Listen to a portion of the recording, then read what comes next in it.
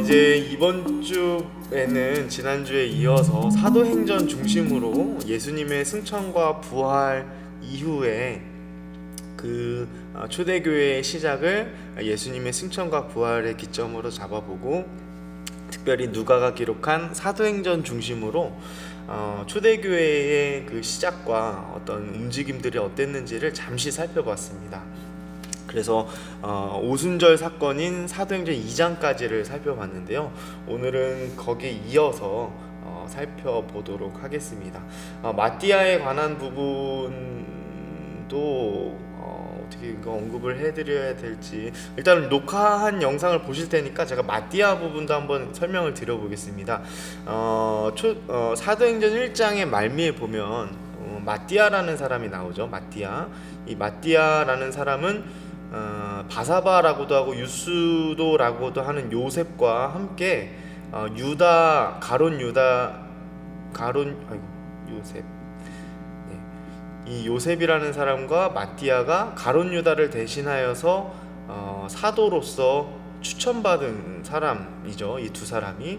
근데 이제 결국엔 마띠아가 선출이 됐는데, 이 마띠아는 사실 굉장히 이야기가 지면이 많이 나와 있지 않죠. 그래서 되게 신비로운 사람이고, 그래서 제가 좀 찾아봤습니다. 저도 잘 몰라서 좀 찾아봤는데, 마띠아와 가장 가까운 이야기를 들려주는 사람은 역시나 또 유세비우스라는 사람이었어요.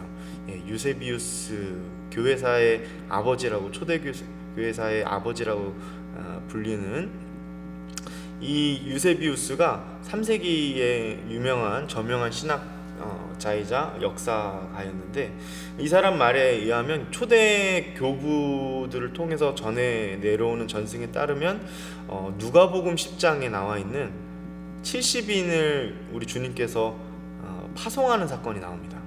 누가복음 10장 1절에 보면, 그래서 그 70 전도대 중에 그 속하에 있는 한 사람이었을 것이고, 그가 유대에서 전도하다가 돌에 맞아서 순교했다라고 알려진다라고 이 유세비우스는 증언을 하죠. 이거는 또 유세비우스가 교부들의 전승과 어떤 그런 것들을 참고한 거죠, 레퍼런스로. 그렇습니다. 요게 일단은 통상 알고 있는 내용이고, 우리가 이제 성경 사전이나 이런 지금 현존하는 것들을 통해서 알 수 있는 내용은 요 정도입니다. 그런데 제가 조금 더 살펴보니까 유세비우스뿐만 아니라 이 오리겐과 같은 학자들, 사가들의 말에 따르면 이 2세기 이후에 마띠아라는 이름이 다른 곳에서 좀 등장을 한다고 하더라고요. 보니까 마띠아의 복음서라고 불리는 게 있습니다. 마띠아의 복음서,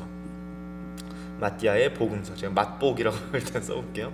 마띠아의 복음서라는 어떤 서신서 같은 게 이제 나오는데, 이게 사실 정통적인 그런 교리에 의거한 이야기는 아니고 이단 사설입니다. 마띠아의 복음서라고 불리는 이단 사설인데, 이 로마의 히폴리투스나 알렉산드리아의 클레멘트 등에 의해서 언급이 돼요. 이 마띠아의 복음서라고 불리는 게.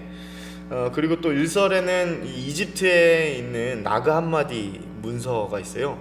우리가 옛날인가요? 한 10년 전인가 15년 전에 사해사본 찾았을 때 우리나라에서도 굉장히 큰 이슈가 된 적이 있었죠. 네, 그때처럼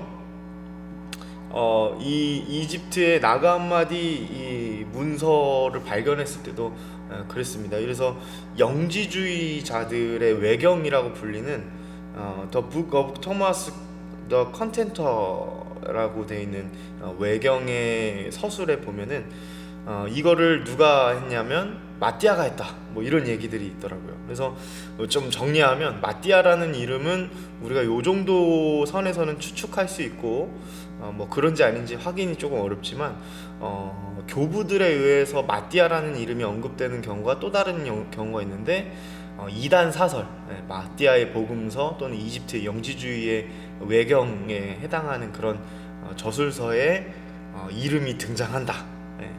약간 좀 마띠아가 지금 이런 상황들을 봤으면 좀 억울했을 것 같긴 해요.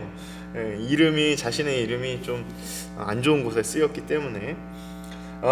그리고 또 이런 마띠아를 추측하는 데 있어서 연구하는 학자들이 어떻게 연구를 하냐면 이제 뭐 마띠아라는 이름이 다른 이름으로 불렸을 것이다.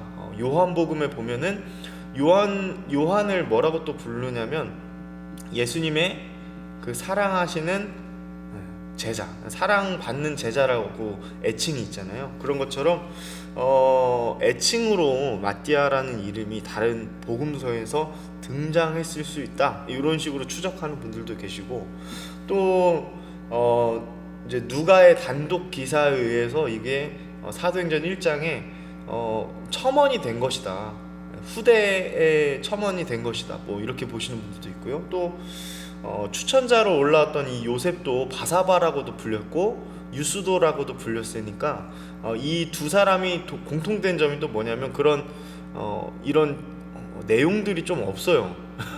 특이하죠. 사도로 추천받았는데 내용이 많이 없어요. 이 사람들이 되게 신비에 가려져 있는데 그래서 이 요셉과 마띠아를 동시에 추적하는 그런 추적들도 학자들이 하고 있습니다. 뭐 여기까지는 그냥 제가 좀 흥미로워서 찾아봤는데, 정리하면 마띠아에 대해서 저도 역시 유세비우스 외에는 우리가 조금 만족할 만한 답을 찾기는 좀 어려웠고 아직도 활발히 연구가 되고 있는 중이다. 네, 이 정도로 정리하면 좋을 것 같습니다. 네, 그래서 제가 했던 거 다 쭉 넘기고, 네, 초대교회 뭐 베드로, 네, 여기부터 하면 되겠네요. 자, 오늘은 그래서 우리가 사도행전 2장에 비로소 본격적으로 예수님께서 제자들을 통하여서 성령을 보내주시고 나서 이제 오순절 성령 사건 이후에 각 언어로 복음을 듣게 되었죠. 각 언어로 복음을 듣게 되면서 이 사람들이 이제 각각 뿔뿔이 흩어지는 그런 역사들이 있죠.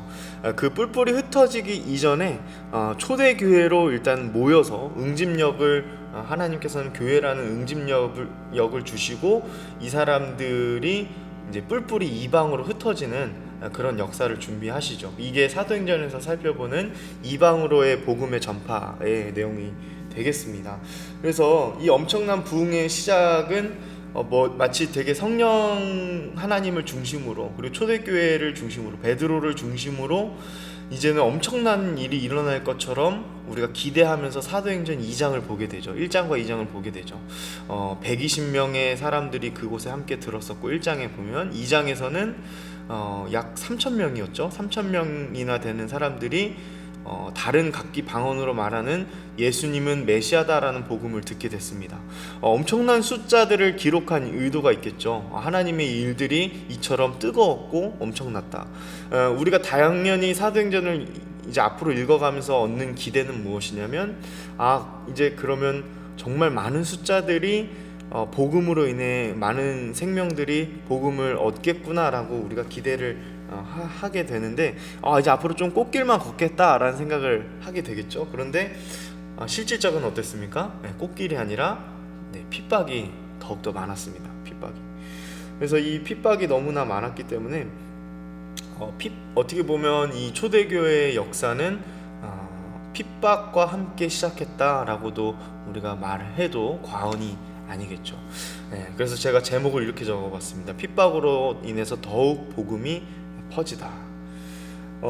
사도행전 5장 41절을 보면은 사도들은 그 이름을 위하여, 그 이름은 예수님을 말하겠죠.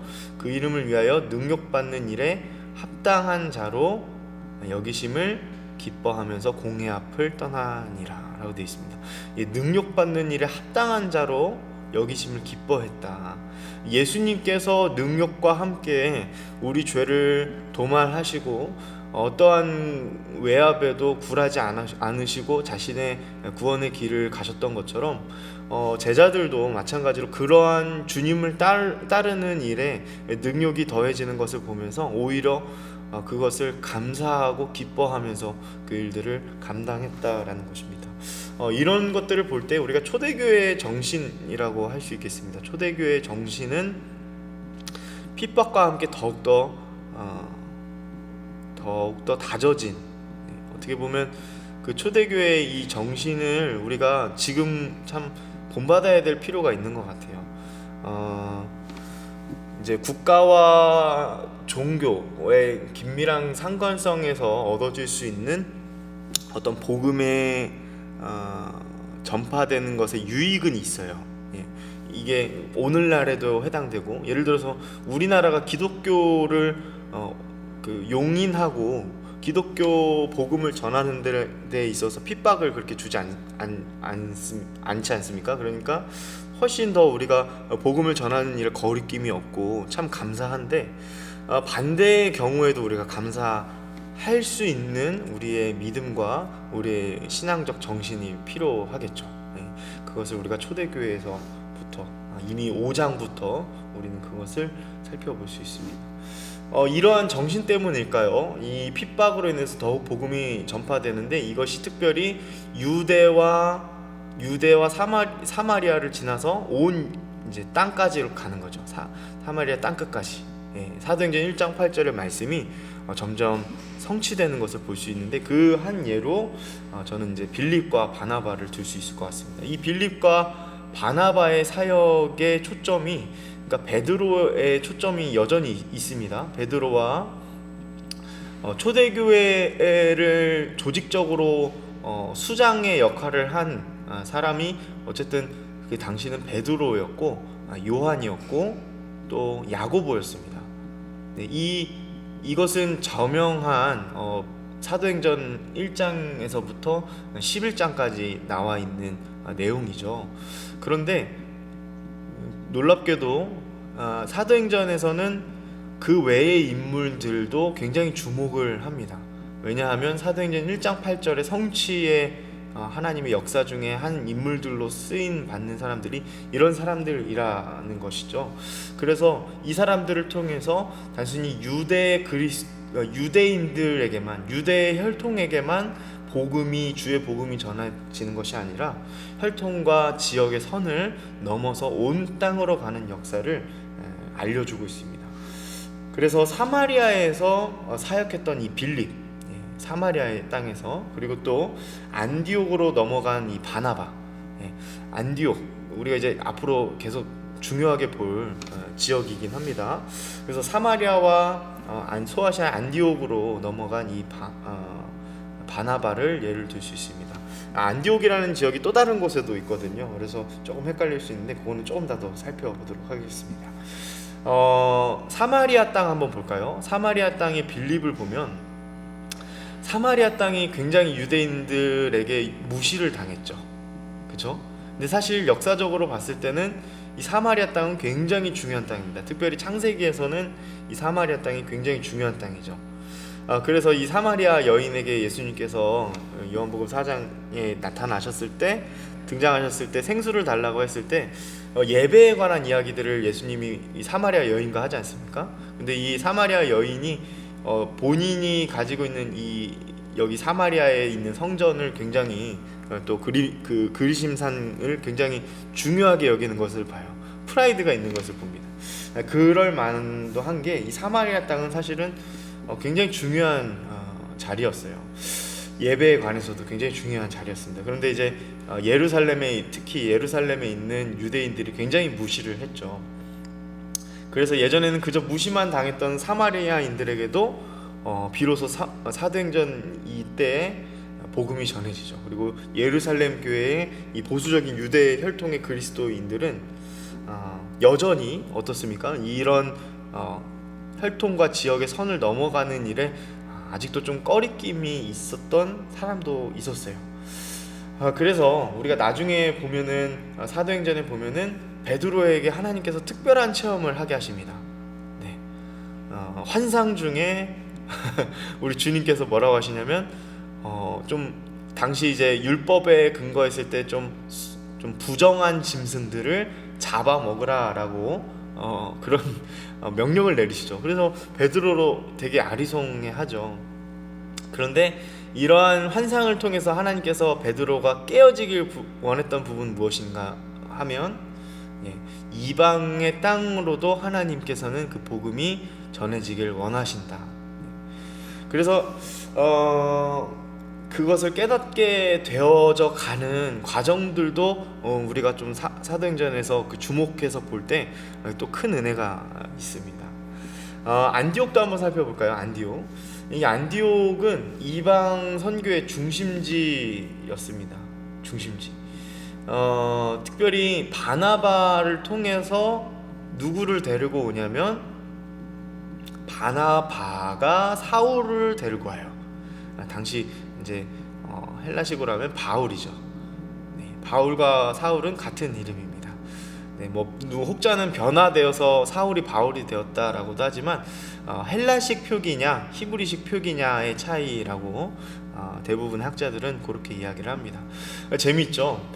바울이 회심을 다메섹 도상에서 한 이후에 바울이 주도해서 바울 팀을 꾸려가지고 선교를 이렇게 막 나간 것이 아니라 하나님께서는 겸손한 사람, 이미 준비하여서 그 이방 땅에서 사역을 하고 있던 바나바라는 이 사람을 통해서 바울을 부르시죠.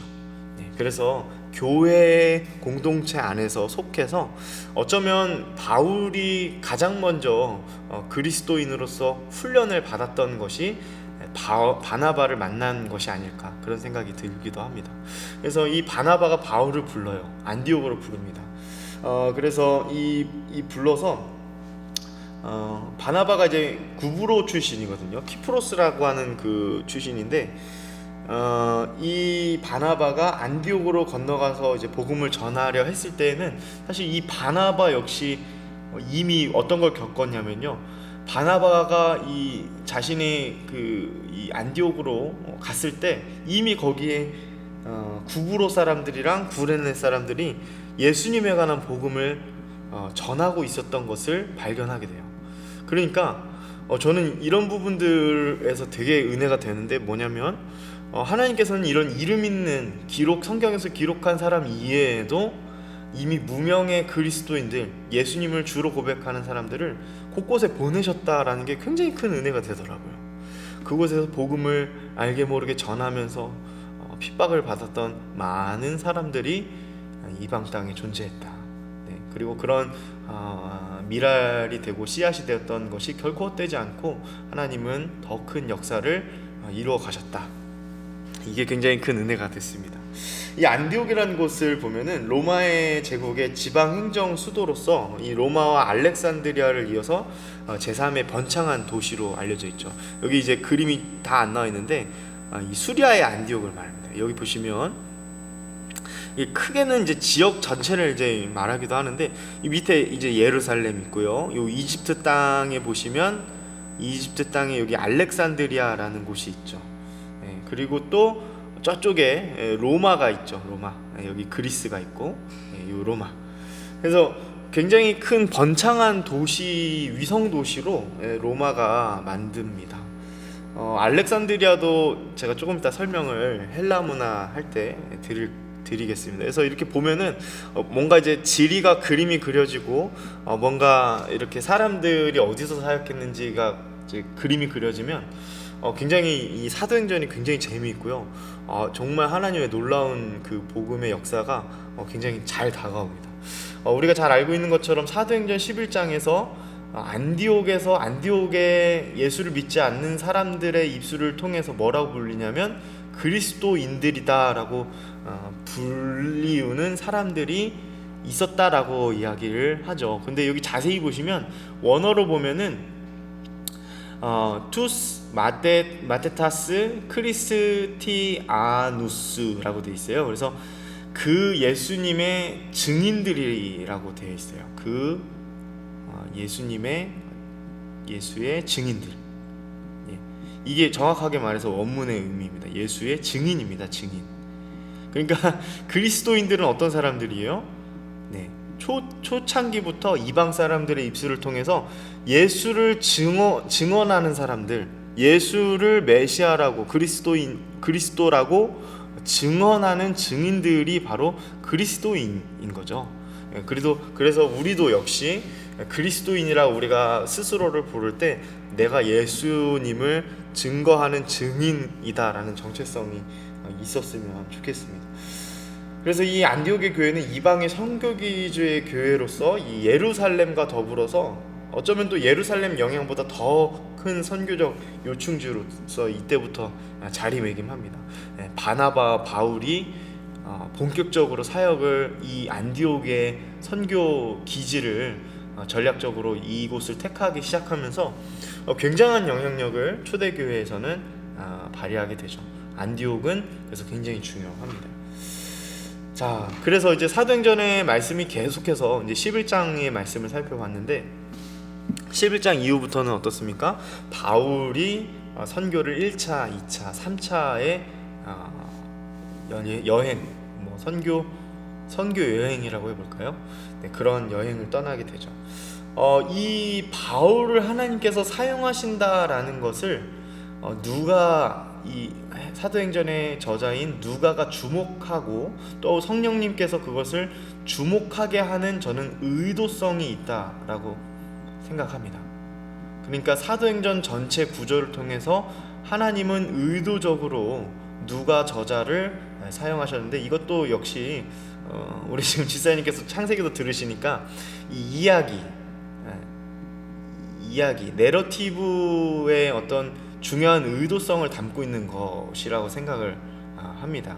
왜냐하면 바울을 하나님이 왜 복음을 전파하는 이방인의 사도로 부르셨을까? 굉장히 큰 의미가 있어요. 굉장히 큰. 그 중에 하나가 뭐냐면 아까 혈통과 율법에 갇혀 있는 여전히 갇혀 있는 유대 그리스도인들, 그 중에는 뭐 베드로도 포함이 당연히 되겠죠. 베드로도 나중에 하나님께서 직접적으로 계시하셔서 깨닫게 해주셨지만 이러한 부분들을 깰 수 있는 적합한 사람이 누구였는가? 바로 이 바울이었다라는 것입니다. 그래서 바울을 하나님은 통로로 사용하시는데요. 야고보의 순교와 베드로가 이제 감옥에서 나온 직후인 사도행전 12장에서 까지는 베드로 중심의 하나님께서 초대교회를 구성하시고 어떻게 교회를 움직이시는지에 대한 이야기가 나왔다고 한다면 13장에서부터는 바울에게 집중되어 있어요. 그래서 AD 44년 경에 이제 헤롯 아그리파 1세로 말미암아 예루살렘 교회가 이제 박해를 받은 직후이죠. 그래서 그 이후에 베드로와 및 비롯한 여러 아주 저명한 아주 중요한 사도들이 어떻게 되었다라는 이야기가 성경에는 기록되어 있잖아요. 등장하지 않습니다. 마치 아까 마띠아와 어떤 그 요셉이라는 사람들처럼요.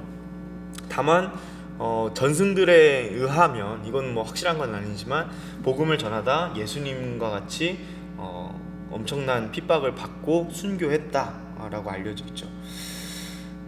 예루살렘 교회가 이제 헤롯 아그리파 1세로 말미암아 AD 44년에 이 박해를 받을 때 사도행전 11장의 그 예루살렘 회의 이후에 이 베드로가 증언을 직접 합니다. 형제들아 하면서 자기가 겪었던 환상을 얘기를 해요. 그러면서 하나님의 뜻이 이방 전역으로 복음이 전파되는 것입니다 라고 누가 얘기하냐면 베드로가 직접 얘기합니다. 그리고 이제 이 바울이 계속 등장하는 건데 바울에게 있어서 좀 이방인의 사도로 부르신 몇몇 이유가 있습니다. 일단은 유대에도 정통한 사람입니다. 이 말은 유대의 특별히 토라 하나님의 율법과 이 학식에 능통한 사람이었어요. 어디 가서도 어떤 사람을 만나도 하나님의 이 율법에 대해서는 절대 율법과 계명에 얘기된 것들은 절대 꿀리지 않았습니다. 그런데 또 동시에 이 사람의 부모님은 어떤 걸 갖고 있었냐면 로마 시민권을 갖고 있었어요. 네, 잘 알고 있다시피 로마 시민권을 갖고 있으면서도 엄격한 바리새인의 가문 밑에서 자라죠. 네, 길리기아 다소 출신임에도 불구하고 로마 시민권도 갖고 있고, 그리고 이제 힐랄 학파의 가말리엘 스승 밑에서 유대교의 전통을 아주 그냥 정통으로 배웁니다. 그래서 어떤 곳까지 올라가냐면 유대인의 최고 공리회였던 이 사내들인 공리회에 올라가게 되는 거죠. 그러니까 되게 독특하죠. 되게 독특한 사람이에요. 굉장히 독특한 사람이고, 하나님이 왜 이 악랄했던 사울 바울을 사용하셨을까가 이 배경에서부터 이미 어느 정도 드러나 있는 셈입니다. 이 사내들인 공예가 굉장히 재밌습니다. 사내들인 공예를 보시면 사내들인 공예의 회원이 사두개인이 있었고요. 제사장 계급을 이제 독점했던, 그리고 또 서기관이 있었습니다. 사두개인, 서기관, 율법에 능통한 현인이라 불렸던 사두개인, 그리고 또 바리새인이 있습니다. 그러니까 사두개인, 서기관, 바리새인, 그리고 또 장로, 이렇게 백성들을 대표하는 종교 재판국이라고 해야 될까요? 네, 당시는 이제 이 종교 재판국이 곧 민법과 모든 사법을 다 주관했기 때문에 이 이스라엘 땅에서 이 70명 안에 든다는 건 굉장한 거였어요. 네, 율법에 따라서 70인의 정수로 구분을 한 거죠. 출애굽기의 말씀에 보면은 이제 모세가 너무 힘들어해가지고 이렇게 그 장인이 이들어가 이제 이렇게 70인을 구성하잖아요. 거기에 전통에 따라서 70명만 뽑는 겁니다. 의장을 포함하면 71명인데 굉장히 어려웠어요. 정치 문제, 뭐 종교 문제 다 능통해야 됐습니다. 최고 정책 의결 도구였기 때문에. 그런데 이 곳에 들었던 사울이 나중에 사도행전 23장에 보면은 이 사내들인 공예에 의하여서 심판을 받아요. 예. 이거는 우리 좀 설교나 많이 다루지 않아서 제가 한번 잠깐 다루려고 일부러 꺼냈는데 되게 아이러니하죠. 바울이 속했던 사내들인 공예에서 이제 나와서 복음을 전하는 이방인의 사도로 쓰임 받으면서 나중에는 사내들인 공예에 심판을 받습니다. 그때 바울의 심정이 어땠을까요? 참 여러 생각들이 들었을 것 같아요. 여기도 보면은 바울이 공회를 주목했다. 이 공회가 이 사내들인 공회인데 여러분 형제들아라고 표현을 해요. 이거를 원문으로 보면은 되게 부드러운 그 언어거든요. 여러분 형제들아. 형제라고 아델포이라고 부르는 거는 굉장히 친근한 표현이거든요. 근데 자기를 지금 정죄하려고 했던 이 사내들인 공예 사람들에게 여러분 형제들아라고 이제는 복음에 완전히 쓰임 받고 있는 절정을 향해 달려가는 바울이 그 사람들을 보면서 나도 저럴 때가 있었는데 아마 그런 생각을 하지 않았을까. 제가 말씀을 묵상하면서 그런 생각도 해보고 그랬습니다. 예, 그렇습니다. 그래서 하나님께서 바울을 쓰신 분명한 이유가 있었다. 네, 이런 사내들인 공예만 잠깐 살펴봐도 우리가 알 수 있죠. 사내들인 공예는 사도행전에서 굉장히 많이 나옵니다. 사실 바울만 이렇게 심판했던 것은 아니고요. 당시 사도행전 5장, 6장에 보면은 사도들이 신문을 다 여기서 받았고요. 특별히 사내들인에 체포되어서 순교한 스데반, 사내들인에게 체포된 겁니다. 네, 그래서 6장에 그렇게 나와 있고요. 그래서 율법으로 어떻게 보면은 주의 복음을 전해야 할 사람들이 오히려 복음을 전하는 사람들을 어떻게 하고 있어요? 핍박하고 있죠. 핍박의 제1원인이 돼서 하고 있는 거죠. 참 이런 거 보면 하나님이 왜 유대 혈통과 그 모든 것들을 뛰어넘어서 바울을 쓰실 수밖에 없었는가, 그런 생각이 듭니다. 네, 그래서 이 시기에 우리가 좀 초대교회 선교 전도 탐방을 이제 생각을 하다 보면은 그러면 아무것도 좀 없는 이방 지역, 이장이 아무 지도를 그렸다고 칠게요. 이방 지역, 이제 예루살렘 여기다 치고 이렇게 올라가는 거잖아요, 그렇죠? 소아시아는 이쪽이고 유럽은 이쪽이고 그렇게 한데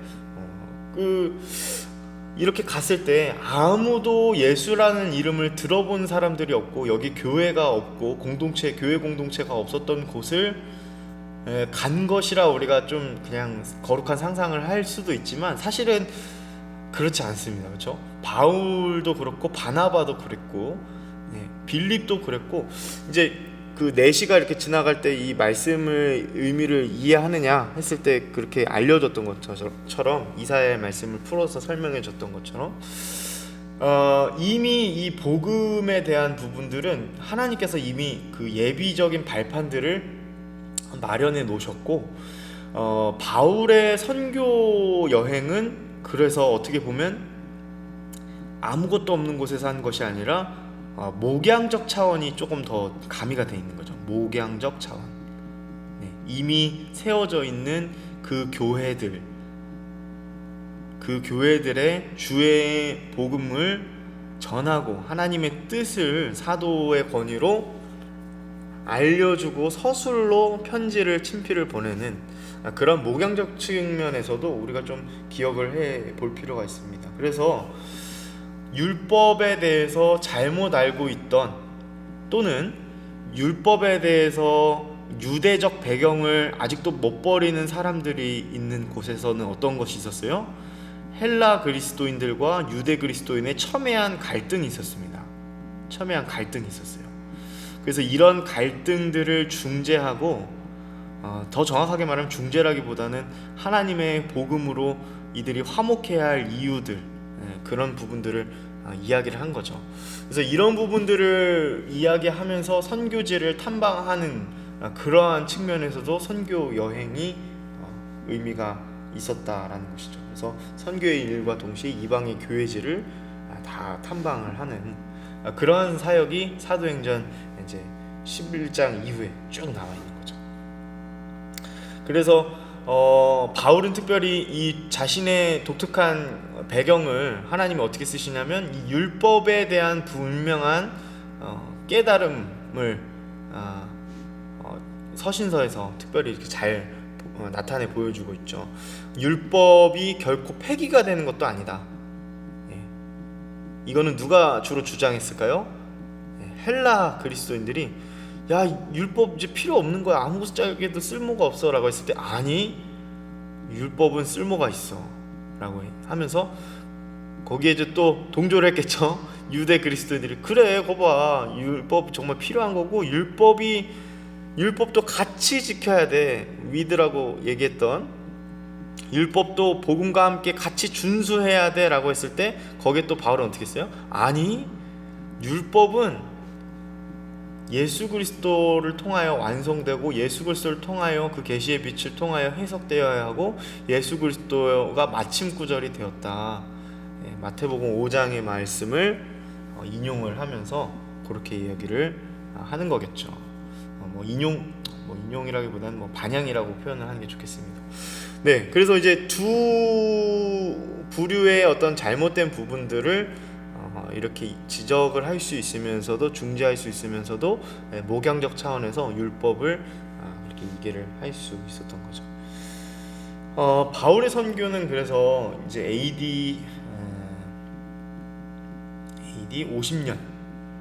50년으로 주로 봅니다.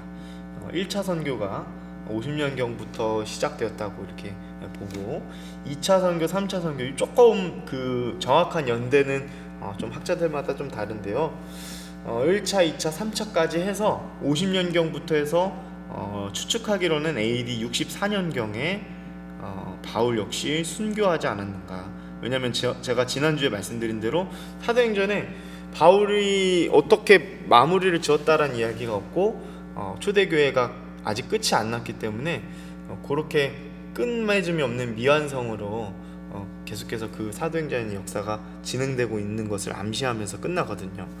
근데 이제 바울이 아마 이 64년에 죽었을 거라 추측을 합니다. 이때가 그 유명한 네로 황제의 대학살이라고 불리는 그 방화 사건으로 로마가 굉장히 불탔다고 하죠. 한 역사가는 깜깜한 밤에도 한낮인 것처럼 화냈다라고 얘기를 하는데 이제 이게 추측이 많습니다. 그 불이 어떻게 났는지에 대한 추측이 많은데 아마도 네로가 이것을 그리스도인들 탓으로 돌리게 되면서 공분을 그쪽으로 하게 되면서 핍박 아닌 굉장한 핍박이 시작되었다라고 하죠. 그래서 그리스도인들이 다 잡혀서 순교하고 죽었을 때 바울도 아마 그때 같이 죽지 않았을까, 이런 얘기를 합니다.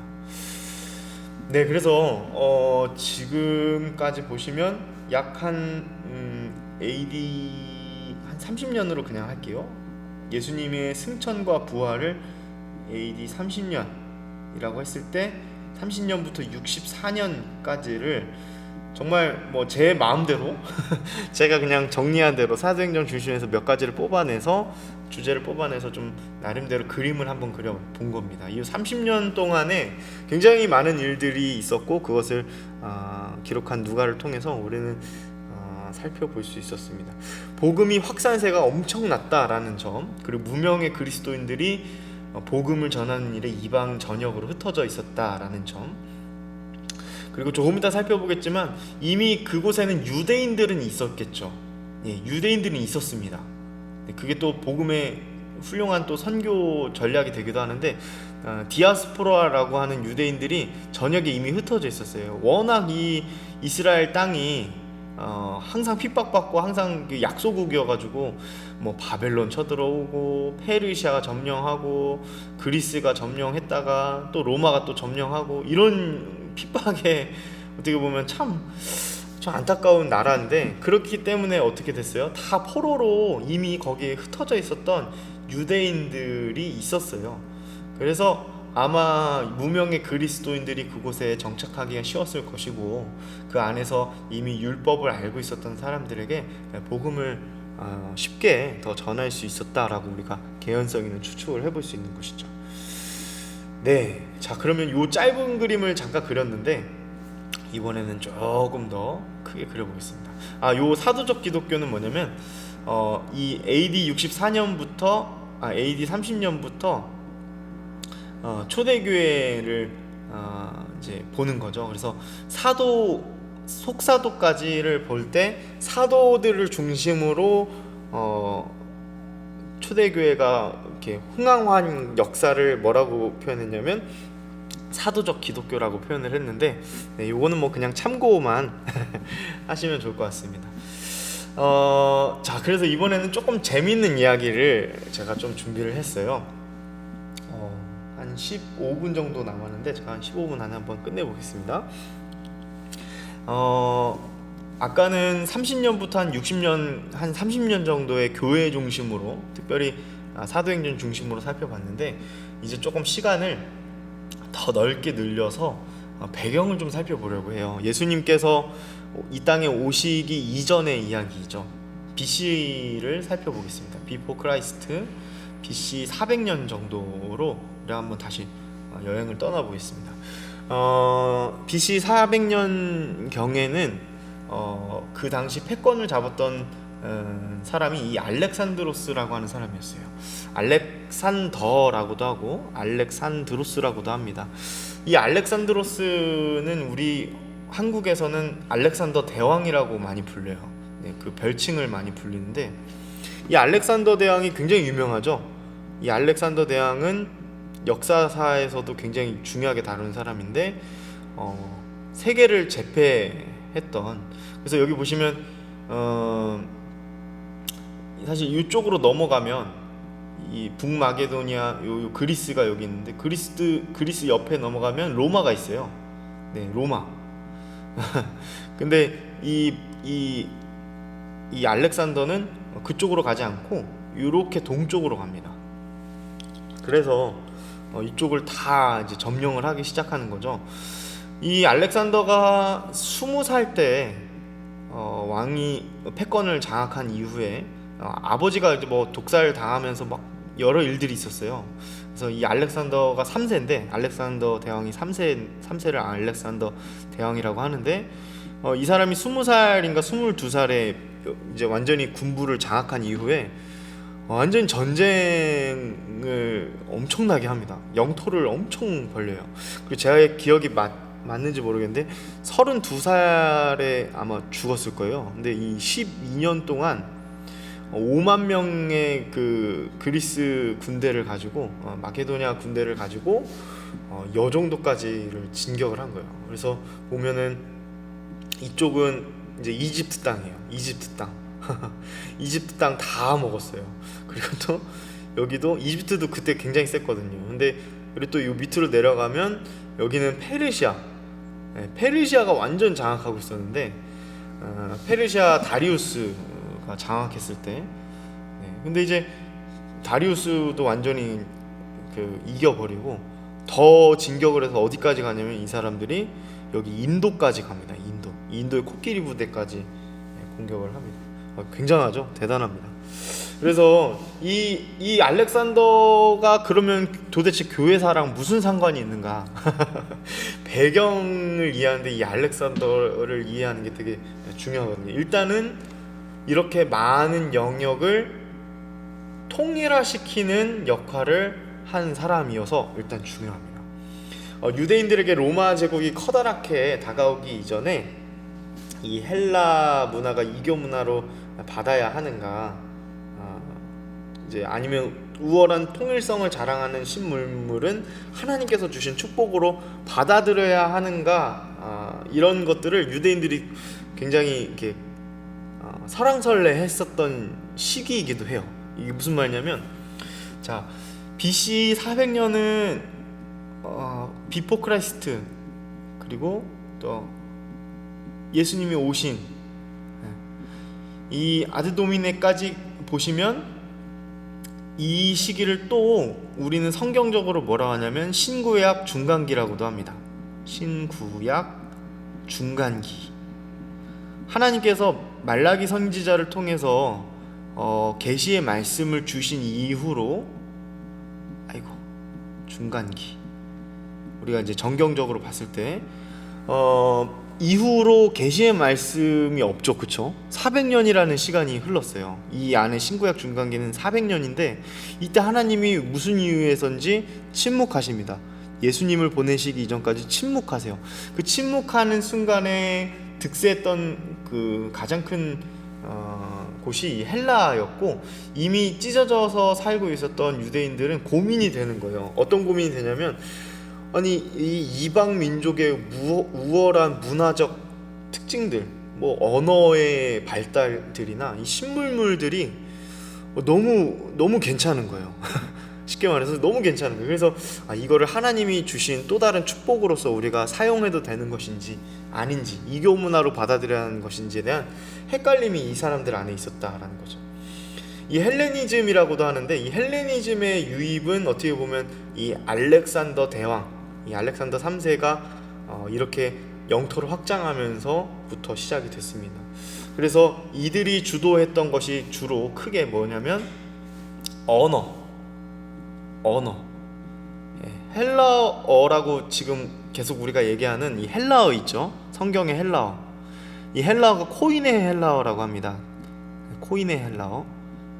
근데 이 코이네 헬라어로 우리가 지금 보는 성경의 원문도 다 쓰여 있어요. 그러니까 성경의 신약이 다 초대교회의 역사들, 사도행전의 이야기들 다 이 코이네 헬라어로 쓰인 겁니다. 근데 이거 보시면 이 사람들이 또 언어를 이렇게 너무 잘 해놨기 때문에 이것들을 또 하나님께서는 나중에 특별한 섭리로 사용하시게 되는 거죠. 헬라 문화가 준 영향력이 그렇습니다. 또 대표적으로 이 도로들이 잘 돼 있어요. 보면 이제 우리가 이제 혹자는 이제 로마가 길을 잘 펼쳐놨다 이야기를 하는데, 저는 어떻게 보냐면 요 헬라 문화가 이미 한번 이렇게 언어적으로, 또 그리고 이 사람들이 이렇게 패권을 넓게 장악하면서 그들이 지나왔던 곳의 것들을 다 이렇게 융합을 시켜요. 이 헬라 문화와 로마 문화는 조금 다릅니다. 네, 헬라 문화가 곧 로마 문화는 아니에요. 조금 달라요. 로마는 우리가 알고 있는 그 이탈리아 쪽을 생각하시면 좋고, 근데 이제 헬라 문화가 먼저 성행을 했거든요. 그 다음에 로마 문화가 그 다음 뒤를 잇는데 되게 재밌어요. 요즘도 이거 가지고 이제 유럽인들이 많이 싸우는데, 알렉산더 대왕은 우리의 선조다라고 싸워요. 싸우는 거 보면은 로마가 막 원래는 그리스 쪽에 있었지만 알렉산더는 우리 선조다. 또 여기 북마게도니아랑 여기 그리스랑 다 막 알렉산더는 우리 선조야 막 이러면서 싸우는데 어쨌든 되게 재밌는 얘기들이 많더라고요. 그래서 보면은 이 알렉산더 3세가 어쨌든 페르시아를 지나서 소아시아 지나고 뭐 고르디우스의 매듭 이야기 뭐 이런 거 다 이 사람과 관련된 이야기거든요. 근데 이 사람이 어쨌든 언어도 통일하죠. 길도 잘 닦아놓고 가는 곳마다 정복한다면 뭐하냐면 항복을 하면 살려줘요. 그리고 서약을 받습니다. 네, 항복 서약을 받으면 관용을 베풀어요. 이게 굉장히 독특한 이 사람의 리더십이었는데 자기와 더불어 엄청 싸웠던 사람인데도 관용을 베풉니다. 그리고 이 사람이 항상 싸울 때 가장 꼭지점에 있었다고 해요. 그래서 가장 공격을 받기 쉬웠던 그 선봉을 섰다고 하죠. 전쟁 광이에요. 사실 전쟁 광인데 이런 독특한 리더십 때문에 이 사람이 미쳤던, 그리고 이 사람 이후에 사후에 미쳤던 문화적 영향은 어마어마하다. 외경에서도 등장을 합니다. 그래서 이 사람이 외경에서 등장해요. 외경이라고 하면 우리가 정경으로 인정하지 않는, 성경이라 인정하지 않는 그런 글을 말하는데 카톨릭에서는 이 외경을 하나님의 말씀으로 또 인정합니다. 네, 그게 저희와 좀 다른데 그래서 공동 번역 같은 거 보시면 외경이 있어요. 이거를 찾아보실 수 있습니다. 아이고 글씨가 죄송합니다. 글씨가 날아가는데 공동 번역본에 보면은 이렇게 돼 있어요. 마카베오 상이라고 되어 있는데 우리가 신구약 중간기에는 우리가 개혁교회 개혁주의 신앙을 갖고 있고 개신교 신앙을 갖고 있는 사람들은 그 당시에 하나님이 침묵하셨다라고 보지만 카톨릭이나 외경을 하나님의 말씀으로도 추가적으로 인정하는, 교회의 권위로 인정하는 사람들이 쓰는 이 경전을 보면 마카베오상 1장 9절에서 10절을 보면 이 사람이 나와요. 알렉산더가 나와요. 이 알렉산더가 아까 말했던 알렉산더 3세인 거죠. 근데 이 사람들을 보는 배경을 우리가 이 외경을 통해서 문화적인 것들을 알 수 있죠. 어떻게 봤냐? 일단 그 예루살렘 중심으로 있었던 정통 유대교에 있는 사람들은 어떻게 봤냐면 죄악의 뿌리를 가졌던, 세상에 학정을 주었던 원흉으로 봐요, 알렉산더를. 그런데 밖에 있는 사람들은 어땠어요? 이 사람들의 학식과 이 사람들의 언어 보시면 아시죠? 언어를 보면 알 수 있고, 그리고 또 알렉산더 대왕이 학구열도 굉장히 높았다고 하죠. 그래서 당대의 유명한 철학자들을 직접 찾아가고 자신의 그 자문관으로 두려고 했다고 알려져 있습니다. 굉장히 유명한 일화죠. 근데 그런 학식을 중요하게 여기는 그런 부분들, 이런 부분들을 디아스포라 유대인들이나 점령당한 속국에서 살았던 사람들은 굉장히 혼란스러운 겁니다. 문화의 혼란스러움을 우리가 이 초대교회 이전의 문화적 배경을 통해 좀 알 수 있는 거죠. 굉장히 혼란스러웠다. 그러니 우리가 이제 초대교회 그때 율법을 어떻게 해석할 것인가에 대한, 이방 문화를 어떻게 우리가 받아들여야 될 것인가, 이방인들을 어떻게 받아들여야 될 것인가의 혼란스러움이 그때 바로 시작된 것이 아니라는 것을 알 수 있어요. 이미 BC 400년에 이 알렉산더가 이런 모든 부분들을 통일하면서 헬라 문화가 퍼져가면서 이미 이런 갈등들은 있었다. 그런 것을 알 수 있죠. 그러면서도 동시에 하나님께서는 헬라 문화권에서 그냥 그저 침묵하신 것이 아니었습니다. 헬라 문화권에서 예배하신 하나님의 그 섭리가 있는데, 이 중요한 걸 제가 빼먹었네, PPT를. 굉장히 중요한 하나님의 섭리가 있어요. 그게 바로 그게 지워졌네요. 이 70인경이라는 게 있어요. 아까 제가 말씀드렸던 코인의 헬라어로 신약 성경 대부분 다 기록이 됐는데 당시에 그냥 공통 언어였거든요. 공통 언어였는데, 가장 쉬운 공통 언어였는데 이 공통어가 워낙 잘 쓰여 있기 때문에 사람들이 어떤 걸 읽게 됐냐면 자신의 모국어를 읽기 시작했어요. 히브리어를 읽기 시작했습니다. 2세대, 3세대, 4세대들이 너무 오랫동안 살다 보니까 정체성마저도 이제 혼란스러운 거죠. 언어가 흔들리면 정체성도 굉장히 타격을 받지 않습니까? 우리가 이제 일제 시대 때 그렇게 문화 정책, 그 일본 사람들이 이렇게 했을 때 그런 것들이 굉장히 큰 영향을 주거든요, 추후에는. 그래서 이 사람들이 이제 위기의식을 느낀 거예요. 그래서 어떻게 했냐면 구약 성경을 히브리어가 아닌 헬라어로 번역을 합니다. 번역을 해요. 이거 안 되겠다 싶어서 헬라어로 번역하게 되면서 그때 정경에 대한 부분들 회의도 있고, 그러면서 이제 헬라어로 한 땀 한 땀 정말 주의 거룩하신 말씀을 헬라어로 번역을 한 거예요. 이게 LXX라고도 불리고 70인경이라고도 불리는 것입니다. 네, 아마 들어보셨을 거예요. 이 70인경은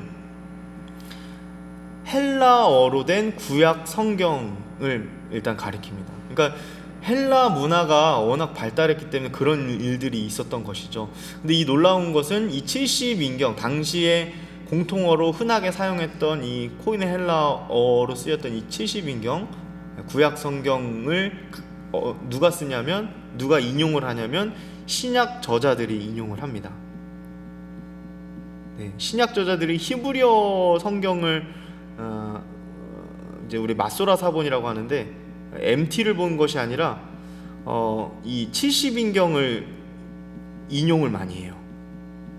그러니까 신약 저자들, 그 초대교회 당시에 그 바울을 비롯한 베드로나 어떤 사도들이 신약 성경 헬라어로 되어 있는 구약 성경인 70인경을 인용을 한다라는 것은 이 문화권이 가지고 있는 영향이 엄청났다라는 것을 알 수 있음과 동시에 어떻습니까?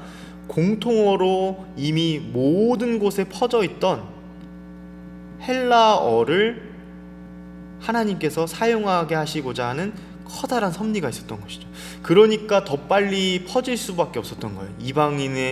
이방 지역에 있었던 특별히 유대인들, 되게 놀랍죠. 그래서 어떻게 그렇게 빨리 퍼질 수 있었을까 가만 보면 이미 하나님은 400년 전부터 이러한 일들을 준비하고 계셨습니다.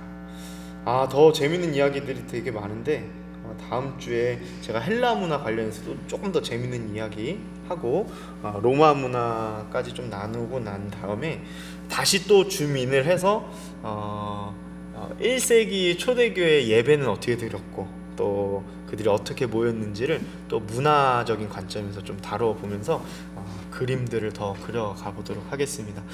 제가 오늘 시간이 없어서 오늘은 여기까지 하도록 하겠습니다. 네, 그러면 제가 잠깐 기도하고 마치도록 하겠습니다.